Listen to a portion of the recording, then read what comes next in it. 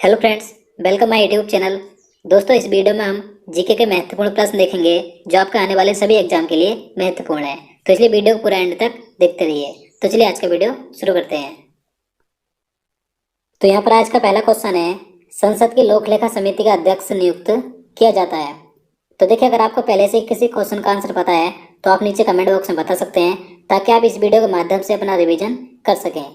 तो इसका answer option हो जाएगा लोकसभा के अध्यक्ष द्वारा। तो देखिए, जो संसद की लोक लेखा समिति है इसका अध्यक्ष नियुक्त किसके द्वारा किया जाता है? तो लोकसभा अध्यक्ष के द्वारा नियुक्त किया जाता है। और देखिए, जो लोक लेखा समिति का अध्यक्ष होता है वो कौन होता है हमेशा? तो विपक्ष दल का नेता होता है। देखिए, बात करें लोक लेखा समिति की, तो देखिए यह संसद की सबसे महत्वपूर्ण और पुरानी वित्तीय समिति है। इस समिति का गठन 1921 में भारत सरकार अधिनियम 1919 के तहत किया गया था। देखिए, इस समिति में कुल 22 सदस्य होते हैं, जिनमें कि 15 लोकसभा से होते हैं और प्लस 7 राज्यसभा से होते हैं, और इनका कार्यकाल 1 वर्ष का होता है। देखिए, लोक लेखा समिति सरकार के खर्चों की लेखा परीक्षा करती है।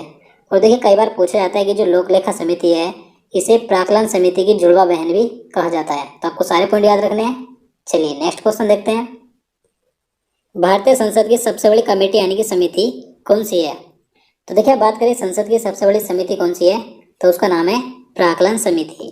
तो इसका आंसर ऑप्शन बी हो जाएगा, प्राक्कलन समिति संसद की सबसे बड़ी समिति है। इस समिति का गठन 1950 में जॉन मथाई की सिफारिश पर किया गया था। इस समिति में कुल 30 सदस्य होते हैं, जो कि सभी लोकसभा से होते हैं। इनमें से कोई भी सदस्य राज्यसभा से नहीं होता, याद रखना है। इनका कार्यकाल भी 1 वर्ष का होता है। और जो प्राक्कलन समिति का अध्यक्ष होता है वो कौन होता है? तो हमेशा सत्तारूढ़ दल का सदस्य होता है। देखिए, लोक लेखा समिति का अध्यक्ष विपक्ष दल का नेता होता है और प्राक्कलन समिति का अध्यक्ष सत्तारूढ़ दल का सदस्य होता है, जिसकी नियुक्ति भी लोकसभा अध्यक्ष के द्वारा की जाती है। चलिए अगला क्वेश्चन देखते हैं। सुविख्यात कोहिनूर हीरा किस खान से निकाला गया था? तो देखिए, जो कोहिनूर हीरा था यह आंध्र प्रदेश राज्य के गुंटूर जिले में स्थित गोलकुंडा की खान से प्राप्त हुआ था। तो इसका आंसर ऑप्शन डी हो जाएगा, गोलकुंडा की खान से। अब देखिए, कब प्राप्त हुआ था तो इसकी जानकारी की कोई पुख्ता सबूत नहीं है, लेकिन माना जाता है कि आंध्र प्रदेश में गोलकुंडा खान से प्राप्त हुआ था। अब देखिए, ये जो कोहिनूर हीरा था ये कई राजाओं के पास रहा था, लेकिन अंत में यह अंग्रेजों के पास चला गया था।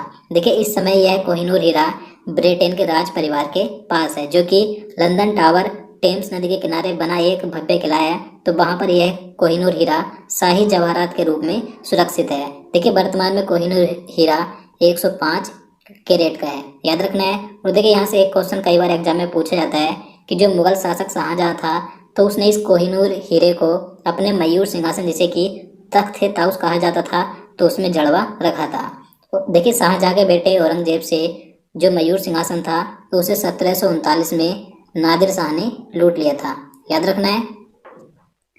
लोकसभा के अध्यक्ष को उसके पद से किसके द्वारा हटाया जा सकता है? तो इसका राइट आंसर ऑप्शन डी हो जाएगा, लोकसभा द्वारा पारित प्रस्ताव द्वारा। तो देखिए, जो लोकसभा का अध्यक्ष होता है वैसे तो इसका कार्यकाल अधिकतम 5 वर्षों का होता है, लेकिन लोकसभा द्वारा प्रस्ताव पारित करके इसे हटाया जा सकता है। लेकिन देखिए, 14 दिन पहले इसकी सूचना लोकसभा अध्यक्ष को देनी आवश्यक होती है, याद रखना है। देखिए, बात करेंगे प्रथम लोकसभा अध्यक्ष कौन थे, तो प्रथम लोकसभा अध्यक्ष थे जीबी मावलंकर। इनका पूरा नाम है गणेश वासुदेव मावलंकर, याद रखना है।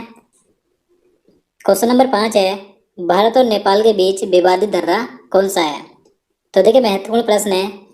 तो इसका आंसर ऑप्शन ए हो जाएगा, लिपुलेख दर्रा। तो देखिए, ये जो लिपुलेख दर्रा है ये भारत के उत्तराखंड राज्य है, नेपाल और चीन के तिब्बत क्षेत्र की बीच की सीमा पर स्थित एक हिमालयी दर्रा है।